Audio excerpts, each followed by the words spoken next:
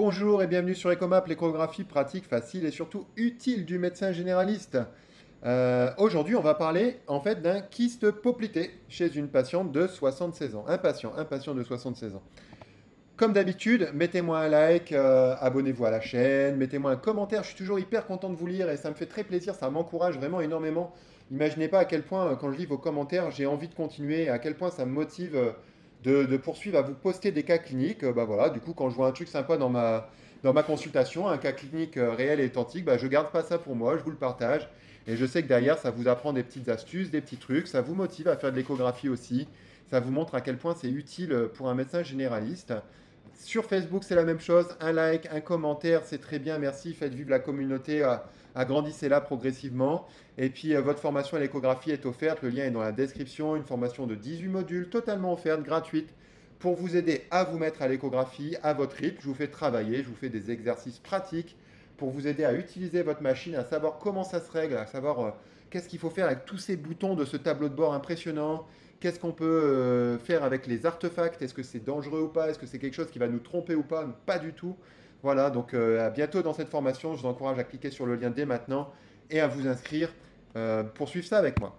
Alors, le cas clinique, c'est quoi? Ben, c'est un patient de 76 ans qui présentait une masse assez importante et douloureuse dans le creux poplité, chez qui j'ai réalisé une échographie pour voir si ça pouvait être un kyste poplité. J'ai remarqué qu'en pratique, très régulièrement, la palpation d'une masse dans le creux poplité, déjà, elle est assez mal réalisée. On recherche le kyste poplité en plein centre en fait, du creux poplité, ce qui n'est pas du tout le cas, hein. Le kyste poplité est toujours en fait, latéralisé en dedans. Toujours, vous allez comprendre pourquoi. Donc, bah, si vous cherchez au centre, en fait, vous tombez régulièrement en fait, sur des masses adipeuses.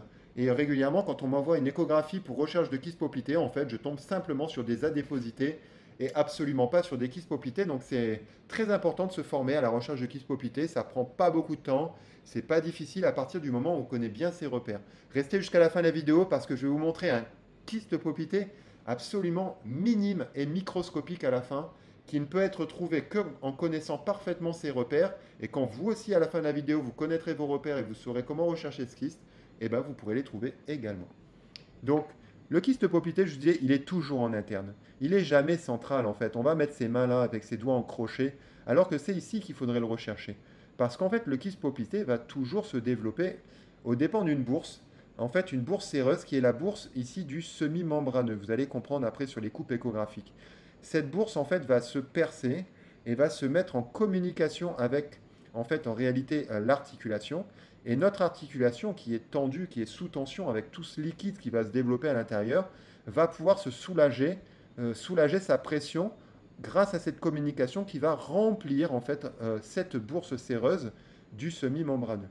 Hein, donc quand vous allez chercher à la fois en palpation mais également en échographie le kyste, il ne faudra pas être parfaitement central au niveau de notre creux, il faudra être un tout petit peu ici en dedans. Hein, vous allez basculer un petit peu votre sonde en dedans. Et alors, comment le chercher? Ben, je vais vous montrer. Il faudra ou chercher le gastropnémia médial et le suivre progressivement jusqu'à son insertion, ou faire l'inverse, chercher nos deux tendons qui sont assez repérables, semi-tendineux et semi-membraneux, descendre avec ma technique que j'appelle technique de l'ascenseur, progressivement, jusqu'à ce que ce petit tendon croise en fait le gastropnémia, et en fait votre kyste poplité, s'il est présent, sera toujours présent, on le voit bien très bien sur cette coupe, au croisement de ce semi-membraneux et du gastropnémia. Donc voilà un kyste poplité, un vrai gros kyste poplité, à 3 cm et demi de diamètre. Voilà à quoi ça ressemble. Remarquez cette forme absolument typique en fer à cheval. Alors comment on peut expliquer cette forme en fer à cheval? Eh bien parce que notre bourse séreuse du semi-membraneux dont je vous parle depuis tout à l'heure va en fait enrouler, enrouler notre tendon ici, notre tendon semi-membraneux.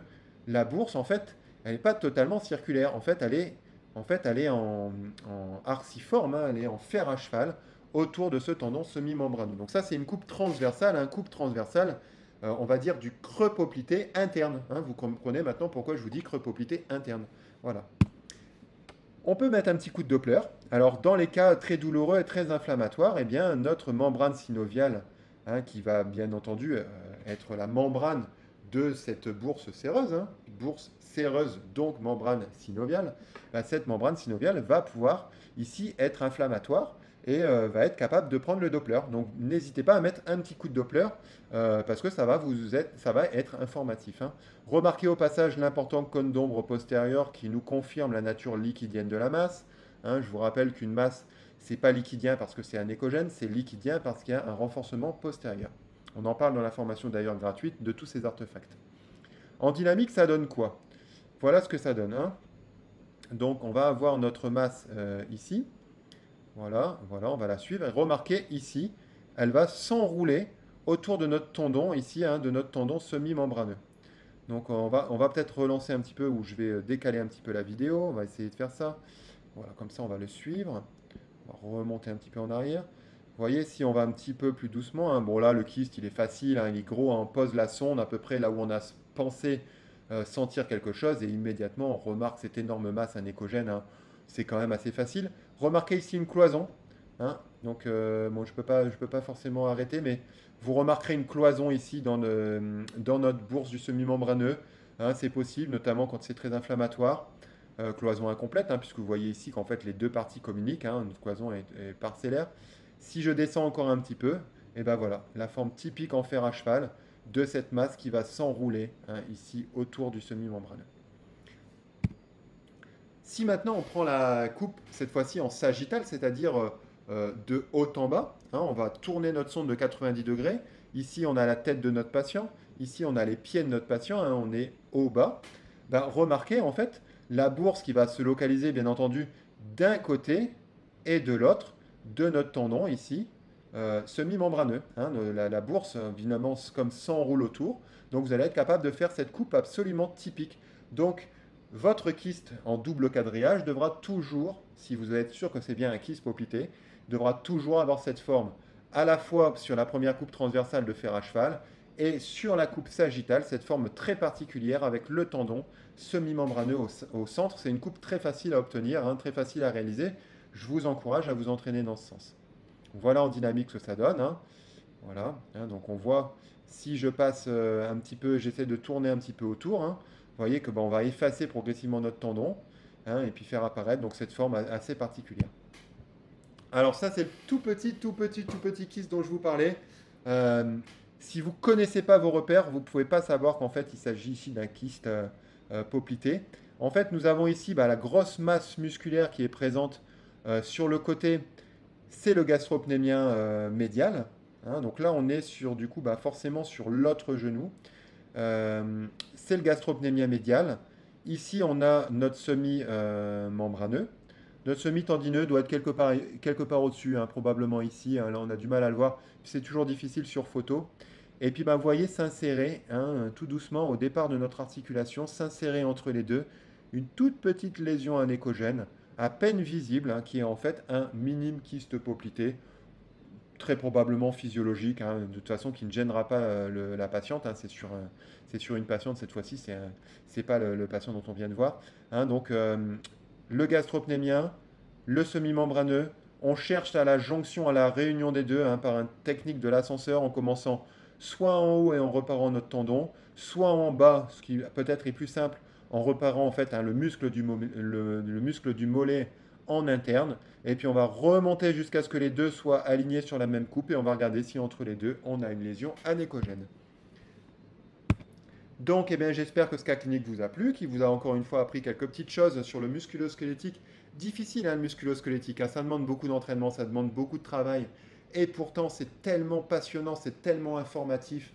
Il y a tellement de choses à chercher en musculo-squelettique, je vous encourage vraiment à vous former dans ce domaine. Comme d'habitude, un like, un commentaire, abonnez-vous si la vidéo vous a plu. Pareil sur Facebook, un like, abonnez-vous, mettez-moi un petit commentaire, ça me fait vraiment très plaisir. Et puis suivez cette formation à l'échographie offerte, hein. Cliquez sur le lien maintenant, profitez-en, la vidéo est terminée. Rejoignez-moi dès maintenant, mettez-vous à l'échographie, développez de bonnes bases, vous ne serez pas déçus, vous allez faire des exercices pratiques, vous allez avoir une partie théorique et je suis sûr qu'à la fin vous allez progresser parce que vous êtes déjà très nombreux à m'avoir dit que vous avez beaucoup progressé et que ça vous a quand même apporté beaucoup.